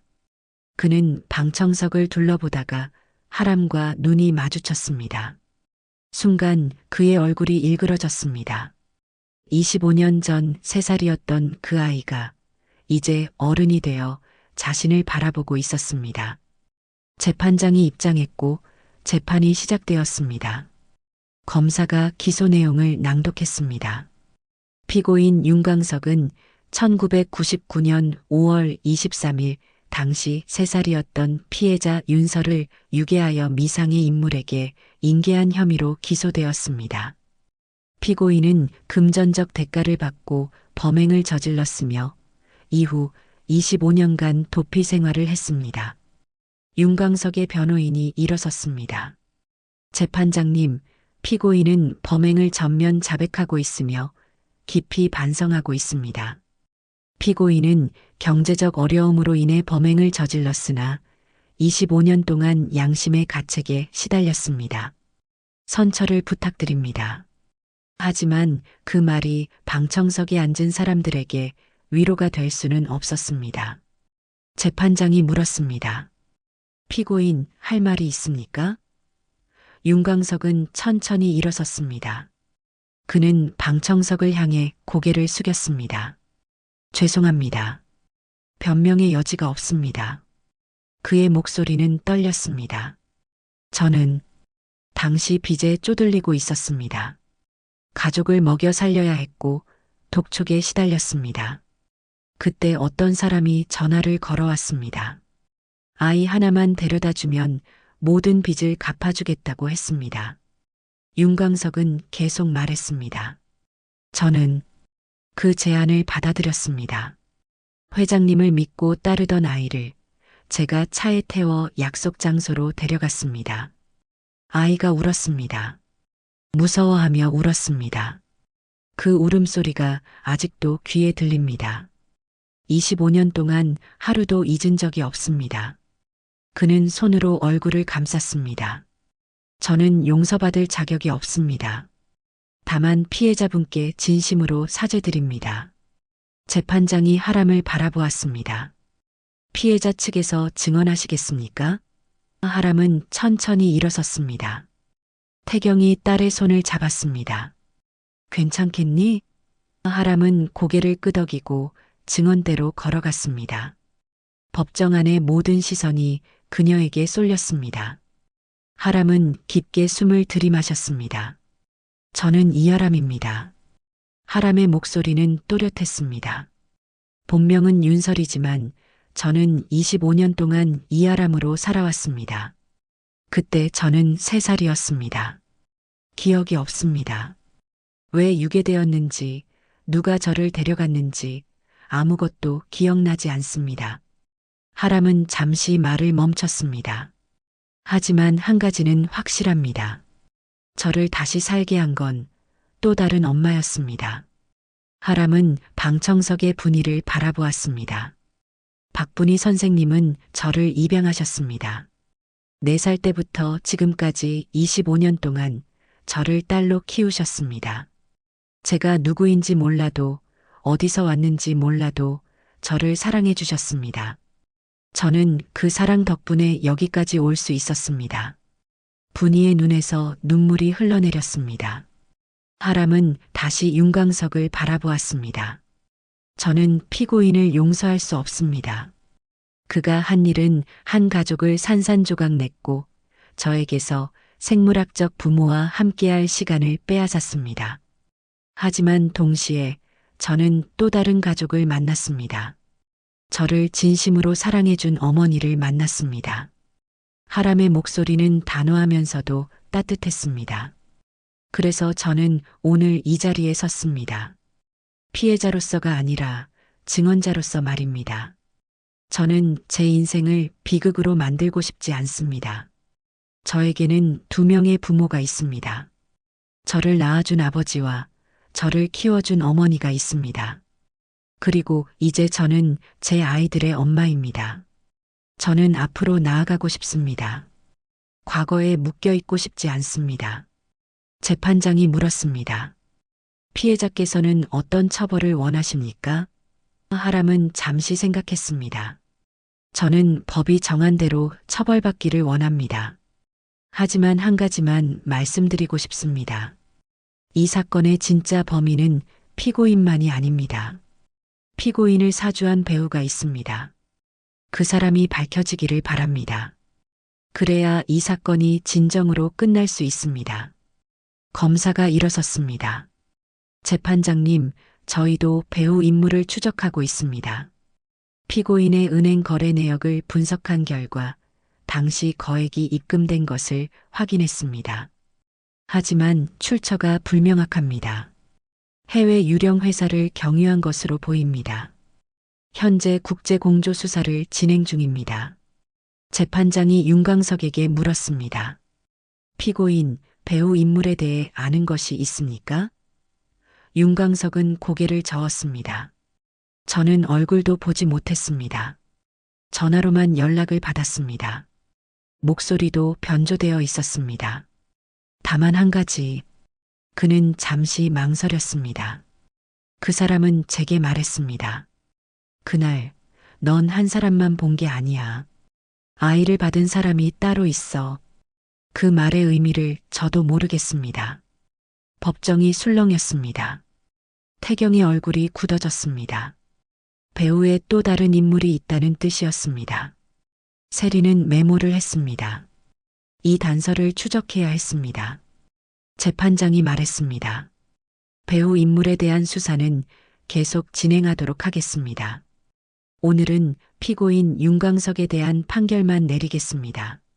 며칠 후 선고 공판이 열렸습니다. 재판장이 판결문을 읽었습니다. 피고인 윤광석은 유괴 및 인신매매 혐의로 징역 15년을 선고합니다. 피고인은 금전적 이익을 위해 무고한 아동을 유괴했으며 이는 용서받을 수 없는 범죄입니다.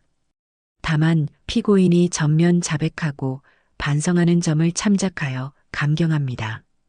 윤광석은 고개를 숙였습니다.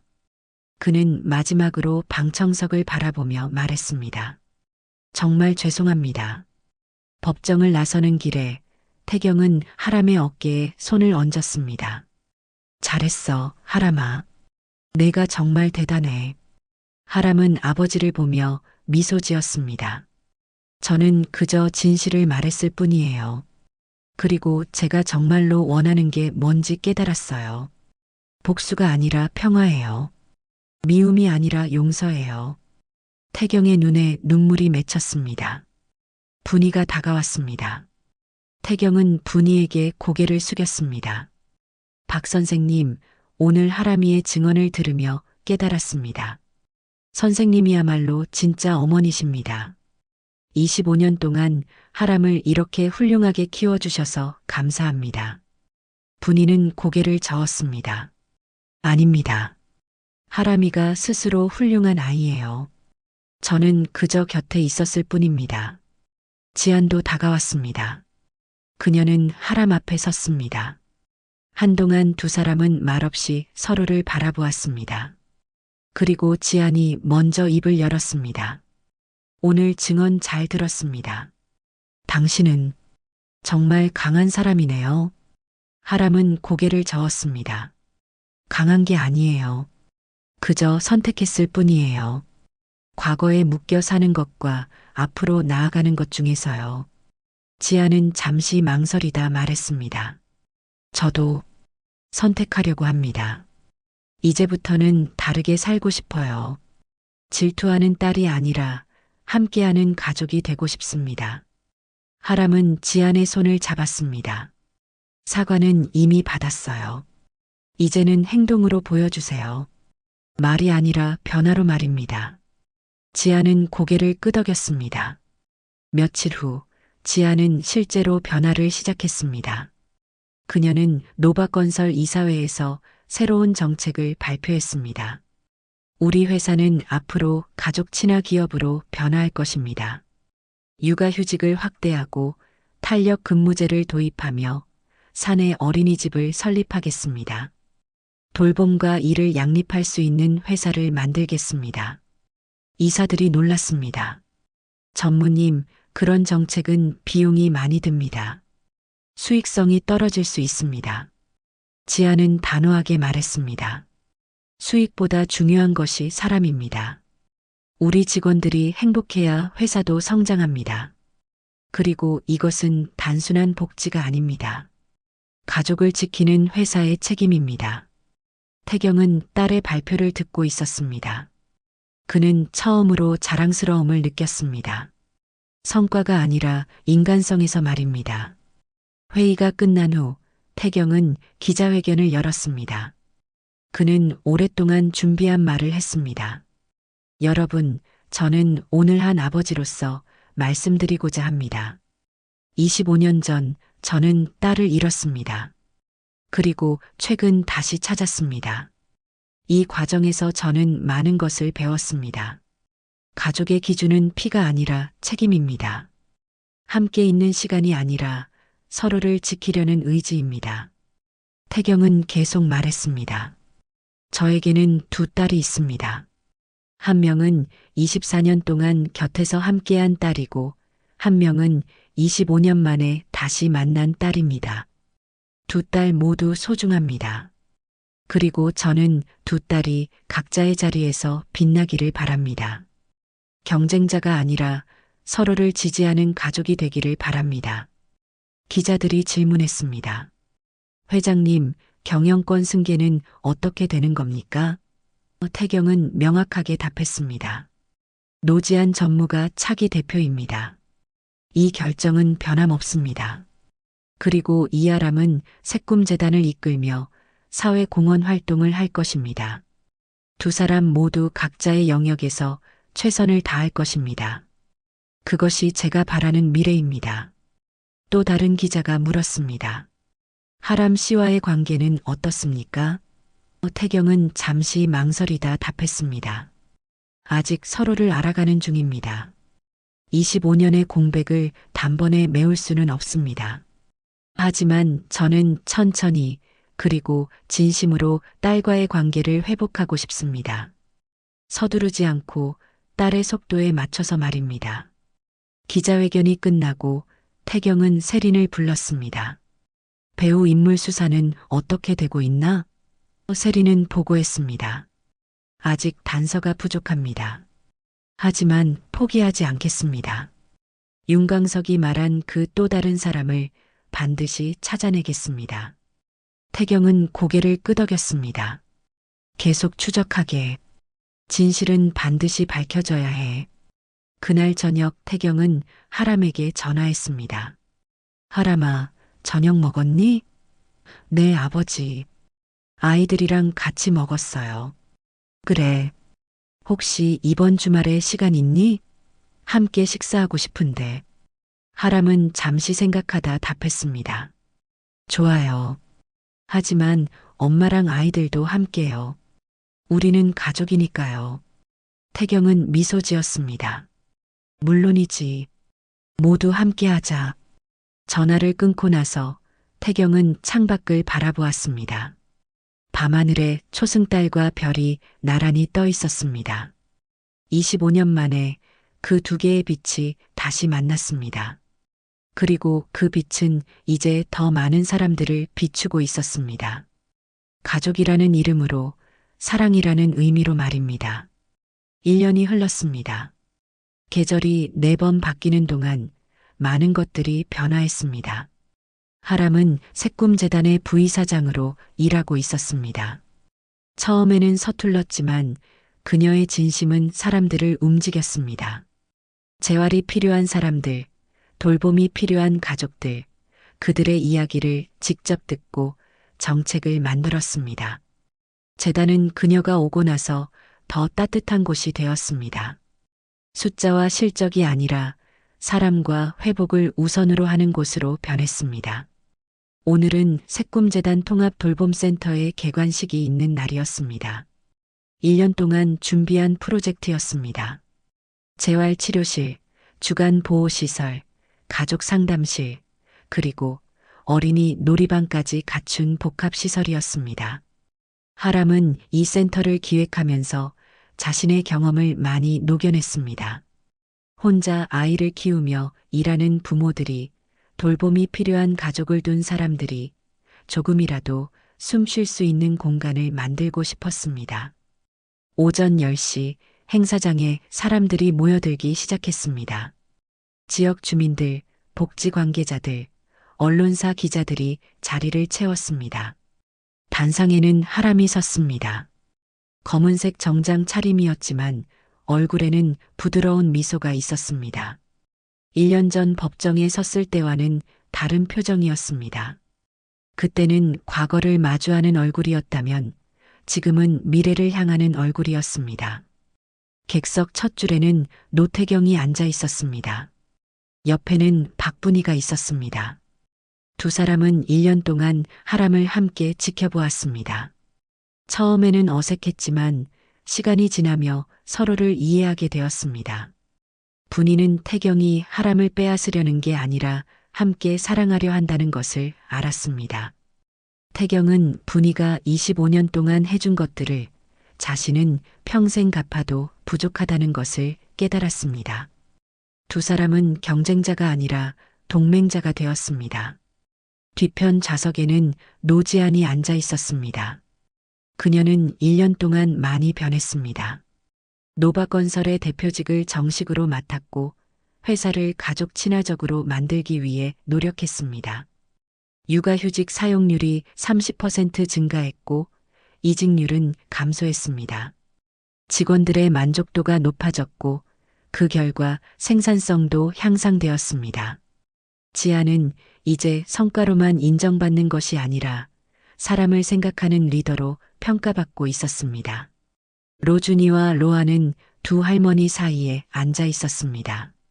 4살이 된 쌍둥이는 이제 제법 말도 잘하고 호기심도 많았습니다. 로준이가 분이에게 속삭였습니다. 할머니, 엄마 멋있어요? 분이는 미소 지으며 손자의 머리를 쓰다듬었습니다. 그럼 우리 엄마 정말 멋지지. 로아는 태경에게 물었습니다. 할아버지, 엄마 잘하고 있어요? 태경은 고개를 끄덕였습니다. 아주 잘하고 있단다. 할아버지가 자랑스러워. 하람이 마이크 앞에 섰습니다. 그녀는 깊게 숨을 들이마시고 준비한 원고를 내려놓았습니다. 원고 없이 말하기로 했습니다. 진심을 전하고 싶었기 때문입니다. 안녕하세요. 새꿈재단 부이사장 이하람입니다. 그녀의 목소리는 또렷했습니다. 오늘 이 자리에 서기까지 많은 분들의 도움이 있었습니다. 그분들께 먼저 감사드립니다. 하람은 잠시 말을 멈추고 객석을 둘러보았습니다. 저는 태생이 아닌 선택으로 이 자리에 섰습니다. 청중이 조용해졌습니다. 하람의 다음 말을 기다렸습니다. 1년 전 저는 혼란스러웠습니다. 저는 누구인가, 어디에 속한 사람인가 끊임없이 질문했습니다. 윤설이라는 이름과 이하람이라는 이름 사이에서 방황했습니다. 하지만 이제는 압니다. 하람의 목소리에 확신이 실렸습니다. 저는 두 이름 모두입니다. 윤설로 태어났고 이하람으로 자랐습니다. 두 이름이 모두 저를 만들었습니다. 그리고 더 중요한 것은 제가 누구의 딸이냐가 아니라 어떤 사람이 되고 싶은가였습니다. 객석에서 박수가 터져 나왔습니다. 하람은 계속 말했습니다. 저는 물리치료사였습니다. 다친 사람들이 다시 일어서도록 돕는 일을 했습니다. 그 일이 좋았습니다. 사람들이 회복하는 모습을 보는 것이 기뻤습니다. 하지만 개인으로 할 수 있는 일에는 한계가 있었습니다. 더 많은 사람을 돕고 싶었습니다. 그래서 이 자리에 섰습니다. 새꿈재단을 통해 더 많은 분들에게 손을 내밀고 싶었습니다. 이 통합 돌봄센터는 그 첫걸음입니다. 하람은 건물을 가리켰습니다. 여기는 단순한 시설이 아닙니다. 이곳은 지친 사람들이 쉴 수 있는 곳이고 돌봄이 필요한 가족들이 위로받을 수 있는 곳입니다. 혼자 싸우지 않아도 되는 곳입니다. 저는 이 센터가 많은 분들에게 희망이 되기를 바랍니다. 하람은 마지막으로 말했습니다. 가족이란 피로 이어지는 게 아니라 서로를 지키려는 마음으로 이어집니다. 저는 그것을 배웠습니다. 저를 낳아준 아버지께서, 저를 키워준 어머니께서, 그리고 함께 성장한 언니께서 가르쳐 주셨습니다. 우리는 선택으로 가족이 되었습니다. 그리고 그 선택은 매일 계속됩니다. 서로를 이해하고 존중하고 사랑하기로 선택하는 것입니다. 청중이 일어나 박수를 쳤습니다. 하람은 깊게 인사했습니다. 단상에서 내려오자 태경이 다가왔습니다. 하람아, 정말 훌륭했어. 내 말 한마디 한마디가 가슴에 와닿았어. 하람은 아버지를 보며 미소 지었습니다. 아버지 덕분이에요. 아버지가 제게 이 기회를 주셨잖아요. 태경은 고개를 저었습니다. 아니야. 이건 내가 스스로 만든 거야. 나는 그저 문을 열어줬을 뿐이야. 분이도 다가와 딸을 껴안았습니다. 하람아, 엄마 정말 자랑스러워. 내가 이렇게 큰 사람이 될 줄 몰랐어. 하람은 어머니 품에 안겼습니다. 엄마, 제가 여기까지 올 수 있었던 건 엄마 덕분이에요. 엄마가 저를 믿어주셨으니까요. 분이의 눈에서 눈물이 흘렀습니다. 엄마는 언제나 널 믿었어. 앞으로도 그럴 거야. 지안이 다가왔습니다. 그녀는 하람 앞에 섰습니다. 1년 전과는 다른 표정이었습니다. 경계와 질투가 아니라 존중과 애정이 담긴 표정이었습니다. 연설 정말 좋았어. 아버지를 닮았더라. 하람은 웃으며 답했습니다. 언니도요. 언니가 회사에서 하는 일들 다 알고 있어요. 정말 멋있어요. 지아는 부끄러운 듯 고개를 돌렸습니다. 나는 아직 멀었어. 하지만 노력하고 있어. 하람은 지안의 손을 잡았습니다. 충분해요, 언니. 언니는 이미 많이 변했어요. 그리고 저는 언니를 응원해요. 지안의 눈에 눈물이 맺혔습니다. 고마워. 정말 고마워. 두 사람의 손이 맞닿았습니다. 1년 전에는 상상할 수 없었던 장면이었습니다. 행사가 끝나고 저녁이 되었습니다. 오늘은 특별한 날이 하나 더 있었습니다. 로준이와 로아의 유치원 학예회가 있는 날이었습니다. 하람은 서둘러 유치원으로 향했습니다. 태경과 분이 그리고 지안도 함께였습니다. 네 사람은 유치원 강당에 나란히 앉았습니다. 무대 위로 아이들이 올라왔습니다. 로준이는 토끼 역할이었고 로아는 당근 역할이었습니다. 아이들의 천진난만한 연기에 객석에서 웃음이 터졌습니다. 태경은 손자들을 보며 눈시울을 붉혔습니다.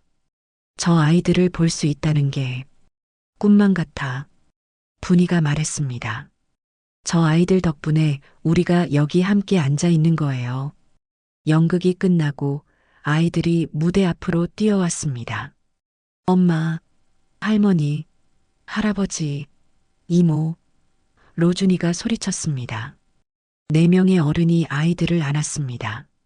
로아가 태경에게 물었습니다. 할아버지, 제가 잘했어요? 태경은 눈물을 닦으며 답했습니다. 그럼 우리 로아가 제일 잘했어. 할아버지가 정말 감동받았단다. 유치원을 나서는 길에 태경이 제안했습니다. 오늘 저녁 우리 집에서 함께 먹는 게 어떨까? 다 같이 모여서. 하람은 어머니를 보았습니다. 분이는 고개를 끄덕였습니다. 좋아요. 다 같이 가요. 지안도 미소 지었습니다. 저도 갈게요. 오랜만에 가족 저녁이네요. 태경의 집은 넓었지만 늘 비어 있었습니다. 하지만 오늘은 달랐습니다. 5명의 어른과 2명의 아이가 식탁에 둘러앉았습니다. 처음으로 이 집이 가득 찼습니다. 웃음소리가, 대화소리가, 그릇 부딪히는 소리가 집안을 채웠습니다. 태경은 식탁 끝에 앉아 이 광경을 바라보았습니다. 가슴이 벅찼습니다. 할아버지, 왜 울어요? 로준이가 물었습니다. 태경은 웃으며 눈물을 닦았습니다. 아니야, 할아버지는 안 울어. 그냥 행복해서 그래. 로아가 말했습니다. 할아버지 웃고 있는데 왜 눈물이 나요? 분이가 설명했습니다. 그건 행복한 눈물이란다. 사람은 기쁠 때도 눈물이 나거든.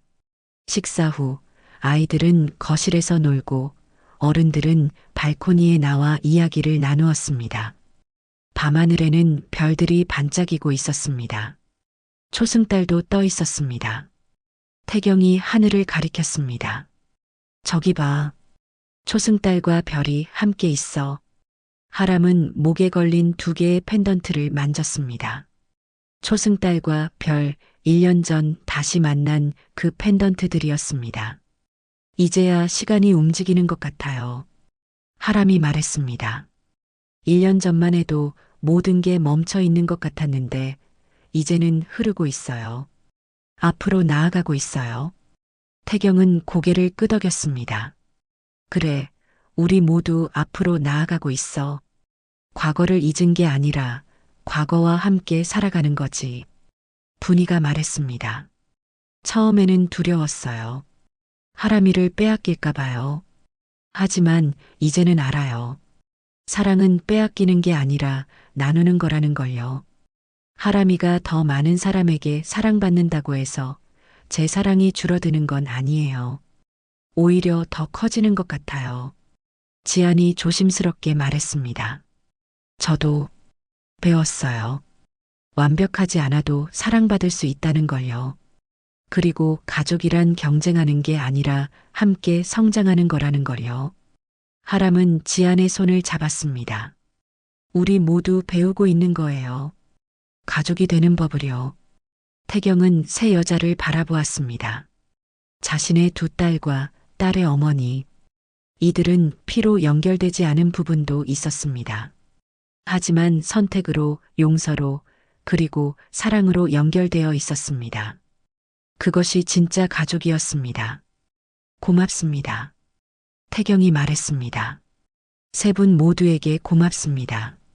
여러분이 저를 다시 살게 해주셨어요. 거실에서 아이들의 웃음소리가 들렸습니다. 네 명의 어른은 발코니에서 나와 거실로 돌아갔습니다. 로준이와 로아가 그림을 그리고 있었습니다. 엄마, 이거 봐요. 로준이가 그림을 들어 보였습니다. 거기에는 7명의 사람이 그려져 있었습니다. 큰 사람 4명, 작은 사람 3명. 우리 가족이에요. 로아가 설명했습니다. 하람은 그림을 받아들고 눈물을 흘렸습니다. 아이들의 눈에 비친 가족의 모습이었습니다. 할아버지, 두 할머니, 엄마, 이모, 그리고 자신들. 복잡한 관계였지만 아이들에게는 그저 사랑하는 가족일 뿐이었습니다. 정말 예쁘다. 우리 로준이 로아 최고야. 하람은 아이들을 껴안았습니다. 밤이 깊어갔습니다. 아이들이 잠들 시간이었습니다. 하람은 아이들을 재우기 위해 객실로 갔습니다. 나머지 3사람은 거실에 남았습니다. 태경이 커피를 내렸고 3사람은 소파에 앉아 조용한 시간을 보냈습니다. 말은 많지 않았지만 편안한 침묵이었습니다. 앞으로 어떻게 될까요? 지안이 물었습니다. 우리 가족이요. 분이가 답했습니다. 아무도 모르죠. 하지만 한 가지는 확실해요. 우리는 함께 할 거예요. 어떤 일이 있어도요. 태경이 고개를 끄덕였습니다. 맞아요. 우리는 이미 가장 어려운 고비를 넘었어요. 앞으로는 더 쉬울 거예요. 하람이 돌아왔습니다. 아이들 잤어요. 그녀는 3사람 사이에 앉았습니다. 4사람은 서로를 바라보았습니다. 1년 전만 해도 낯선 사람들이었습니다. 하지만 이제는 가족이었습니다. 완벽하지 않았지만 진실했습니다. 피로 이어지지 않은 부분도 있었지만 마음으로 연결되어 있었습니다. 사진 찍을까요? 하람이 제안했습니다. 오늘을 기억하고 싶어요. 4사람은 일어나 카메라 앞에 섰습니다. 타이머를 맞추고 자리를 잡았습니다. 태경이 가운데, 양쪽에 분이와 하람, 그리고 지안. 셔터가 눌렸고 플래시가 터졌습니다. 그 순간이 영원히 기록되었습니다. 4사람의 미소가 함께한 시간이 선택으로 만든 가족이 말입니다. 창밖을 보니 하늘에 초승달과 별이 여전히 빛나고 있었습니다. 25년 전 흩어졌던 2개의 빛이 이제는 같은 하늘에서 함께 빛나고 있었습니다. 다른 자리에서 다른 모양으로 하지만 같은 하늘 아래서 말입니다. 그것이 이 가족의 모습이었습니다.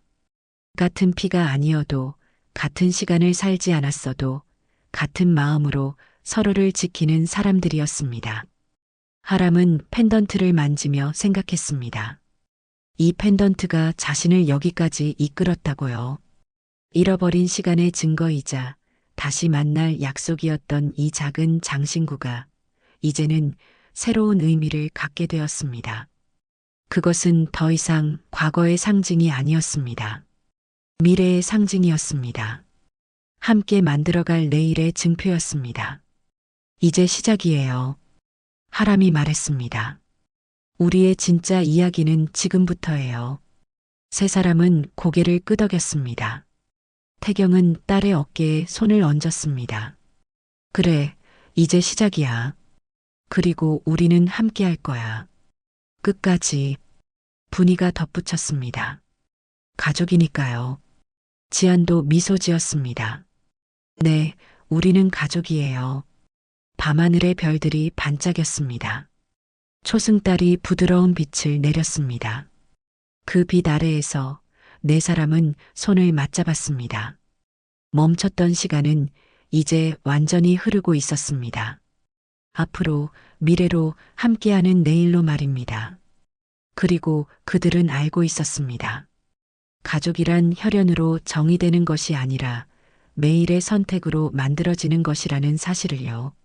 서로를 지키기로, 사랑하기로, 함께하기로 선택하는 것이 진짜 가족이라는 것을요. 이야기는 여기서 끝이 났습니다. 하지만 그들의 삶은 계속되었습니다. 웃음과 눈물이 섞인 날들이, 기쁨과 슬픔이 교차하는 순간들이 앞으로도 이어질 것입니다. 완벽하지 않겠지만 진실할 것입니다. 쉽지 않겠지만 포기하지 않을 것입니다. 왜냐하면 그들은 이미 선택했기 때문입니다. 가족이 되기로, 함께하기로, 서로의 별이 되어주기로 말입니다.